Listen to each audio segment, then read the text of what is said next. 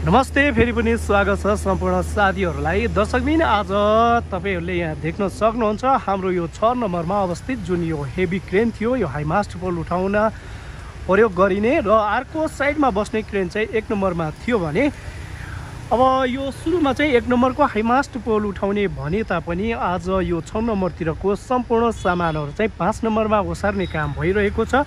यो counter weight पनि 5 नम्बरमा ओसार्ने काम भइरहेको छ भने अब यो क्रेन पनि 5 नम्बरमा लैजाने काम एकैछिनमा हुनेछ। यहाँ तपाईँहरूले देख्न सक्नुहुन्छ बिहानैदेखि यहाँ टिम जुटिसकेको छ भने 5 नम्बरमा सम्पूर्ण कामहरू कम्प्लिट भइसकेको छ। केबल राख्ने र भेरिफाई र साथसाथै हेड फ्रेममा चाहिँ त्यसको केबलहरू निकाल्ने काम पनि सुरु भइसकेको छ।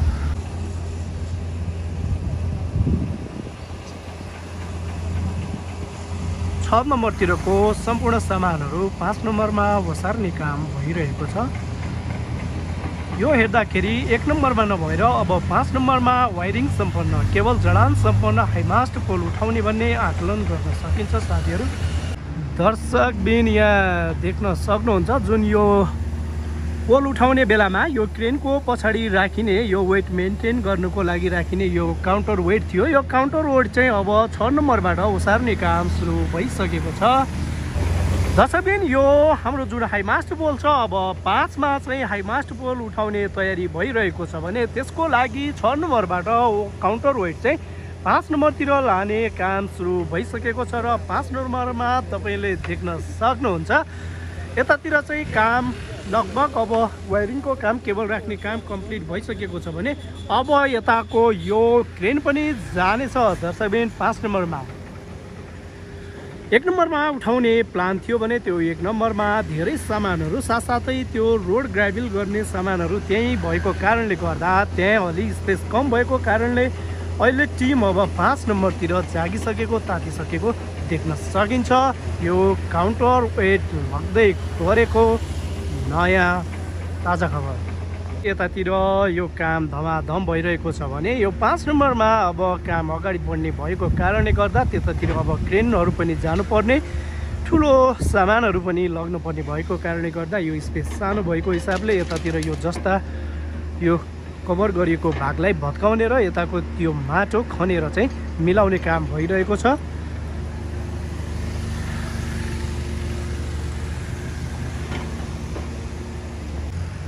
दर्शकबिन यो काउन्टर वेट चाहिँ 5 नम्बरमा ओसारेसँगै अब यो क्रेन पनि 5 नम्बरतिर जानेछ भने जुन 1 नम्बरमा राखिएको यो हरियो कलरको त्यो साइडमा बस्ने सपोर्ट दिने क्रेन थियो त्यो पनि 5 नम्बरमा जानेछ भने अब 1 नम्बरमा नभएर 5 नम्बरमा हाइमास्ट पोल उठ्ने देखिन्छ। जुन यताको सामान 6 नम्बरको सामान 5 नम्बरमा ओसारेसँगै अब 6, 5, 4, 3 हुँदै 1 नम्बरतिर आउने जस्तो देखिन्छ। टिम चाहिँ 1 नम्बरमा चाहिँ हाइमास्ट पोल उठाउने भने तापनि त्यतातिर अब धेरै सामानहरू म्यानेज गर्नुपर्ने भएको कारणले गर्दा 5 नम्बरमा वायरिङको काम सँगसँगै भेरिफाईको काम पनि कम्प्लिट भइसकेको हुनाले अहिले टिम चाहिँ तपाईँहरूले यहाँ देख्न सक्नुहुन्छ यो काउन्टर वेट साथसाथै यता यो क्रेनको पनि अब यो सामानहरू मिलाउने र 5 नम्बरतिर लाने देखिन्छ। यो अहिलेको अपडेटमा भने अब यो चाहिँ बेलुकासम्ममा सम्पूर्ण अपडेट आज के हुन्छ दिनभरिको अपडेट तपाईँहरूमा फेरि बेलुका लिएर आउने नै छु। दर्शकबिन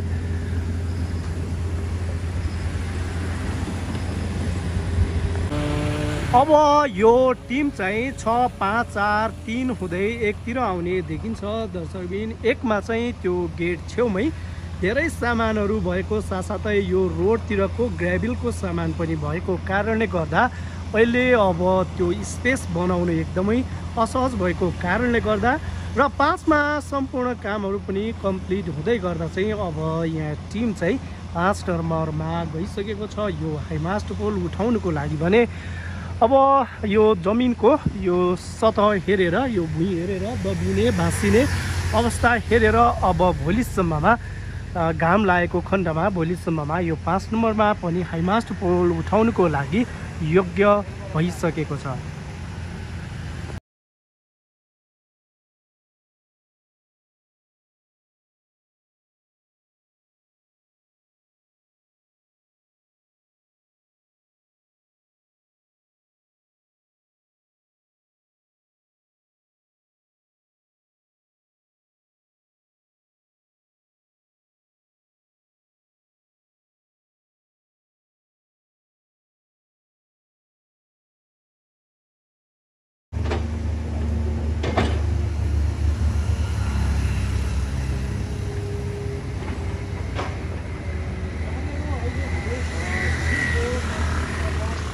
दर्शकबिन यता 6 नम्बरमा चाहिँ यो प्यानल फाउन्डेसनहरू राखेर मिलाउनु मात्र बाँकी छ भने माथि तपाईहरुले देख्न सक्नुहुन्छ वायरहरू पनि छुट्याएर राखिसकेको अवस्था छ र यो जडान सम्पन्न यो हाइमास्ट पोल हो। 6 नम्बरमा रहेको 45 मिटर अग्लो भने यता यो जुन हाम्रो पावर स्टेसनबाट पावर यो हाउस छ त्यताबाट सप्लाई हुने यहाँ केबल पनि तपाईहरुले देख्न सक्नुहुन्छ, दुईवटा ठुलो भने। अब त्यसपछि यो जुन यो प्यानल फाउन्डेसन छ यसमा राखिने छ हाम्रो प्यानल बक्सहरू र त्यसबाट अनि यो तारहरू जडान हुनेछ र अनि त्यसपछि फ्लड लाइटसम्म पावरको काम सप्लाई हुनेछ।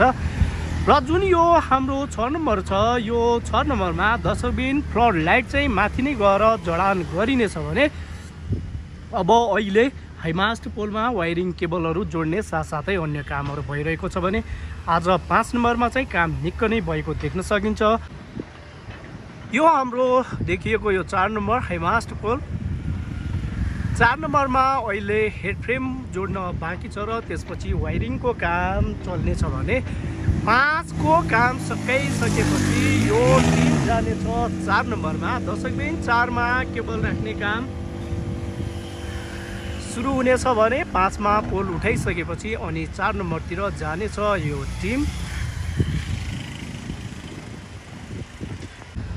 दर्शकबिन यता 5 नम्बरमा चाहिँ वायरिङको काम सकिसकेको छ भने बाहिरतिरको जुन हाम्रो यो तलमाथि गर्ने त्यो मोटरमा जोडेको जुन यो तार छ त्यसबाट चाहिँ एउटा सिँढी तलमाथि गर्नेछ त्यो मिलाउने काम भइरहेको छ भने यता डोजरले चाहिँ क्रेन बस्ने ठाउँ बनाइरहेको छ। अब यो केबलको काम सकिएसँगै माथि तपाईहरुले देख्न सक्नुहुन्छ जुन हेड फ्रेम छ त्यो हेड फ्रेममा चाहिँ चेक गर्ने निकाल्ने काम भइरहेको छ भने तलबाट पनि चेकिङको काम सुरु भइरहेको छ यो 5 नम्बरमा। 1 नम्बरमा चाहिँ सम्पूर्ण प्रक्रिया कम्प्लिट भइसकेको पोल उठाउनु बाँकी छ भने त्यसको वरिपरि केही सामान भएको र माटो पनि अब अहिले जमिनको सतह पनि जमिनको लेभल पनि सुक्दै गएको कारणले गर्दा अलिकति अब 1 दिन 2 दिनमा चाहिँ अब सम्पूर्ण यो पोल उठाउने काम पनि अगाडि बढ्नेछ भने अहिले अलिकति हिलो नै देखिन्छ आजको दिनमासम्म आइपुग्दा पनि र त्यहाँ डोजरले देख्न सक्नुहुन्छ त्यहाँ सम्याउने काम पनि गरिरहेको छ भने त्यसपछि यो सुकिसकेपछि 5 नम्बर पनि लगभग आज बेलुकासम्ममा सम्पूर्ण काम सकेर उठाउनको लागि योग्य हुनेछ। 5 नम्बरमा रहेको 45 मिटर अग्लो हाइमास्ट पोल आज यो 6 नम्बरमा पनि प्यानल बक्स राख्ने कुरो छ। अब हेरौँ कति बजेदेखि सुरु हुन्छ। यहाँ प्यानल बक्सको लागि छुट्टै टिम आइसकेको छ। यो टिम हिजै आएर यता रेखदेखको काम गरिरहेको थियो भने यो नयाँ टिम हो। यो प्यानल बक्स राख्ने यो वायरिङको यो कनेक्सनहरू चेक गर्ने जोड्ने टिम हुनुपर्छ। यहाँ देख्न सक्नुहुन्छ एउटा टिम आएर यहाँ स्ट्यान्ड बाई बसिसकेको छ भने अर्को टिम चाहिँ 5 नम्बरमा गएर हाइमास्ट पोलतिर सम्पूर्ण प्रक्रियाहरूमा अघि बढिसकेको छ भने दर्शकबिन यो 6 नम्बरमा जस्तै अबको 1 हप्ताभित्रमा लगभग 2वटा हाइमास्ट पोल ठडिने देखिन्छ 1 नम्बर र 5 नम्बर। किनभने यो 1 नम्बर र 5 नम्बर चाहिँ सम्पूर्ण प्रक्रियाबाट वायरिङको काम सकेर सम्पूर्ण काम चाहिँ लगभग कम्प्लिट भइसकेको छ। 1 नम्बर चाहिँ अस्ति नै कम्प्लिट भइसकेको छ भने 5 नम्बरको पनि आज बेलुकासम्ममा सम्पूर्ण भेरिफाई चेकिङको काम पनि कम्प्लिट हुने देखिन्छ।